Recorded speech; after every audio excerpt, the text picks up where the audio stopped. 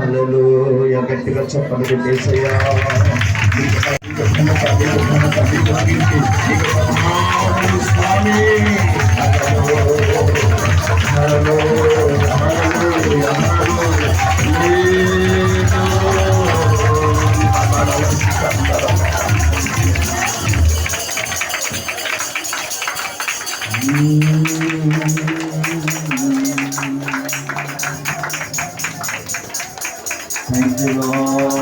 మహిమ నీకే, ఘనత నీకే, ప్రభావములు నీకేనయ్యా.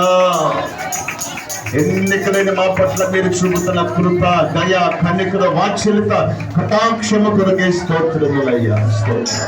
అందరూ ఎంతటి వారము, ఏ పాటి వారములైనా బయలుదేరి వెల్లడిగుతున్నాడు, రంకెలేస్తున్నాడు. ఈ రోజు దమస్కో పట్టణం ముందు క్రైస్తవులందరినీ ఏం చేస్తున్నాను? ఇప్పుడు రక్తపాతం చేస్తాను, తల నరికేస్తాను, కాళ్ళను కొడతాను. వారి రక్తం చూసి సంతోషించే రోజు, సంతోషించే టైం నాకు వచ్చిందని వెల్లడిగుతున్నాడు. దమస్కో గడ్డ దగ్గర రాగానే హల్లెలూయా ఏం జరిగింది?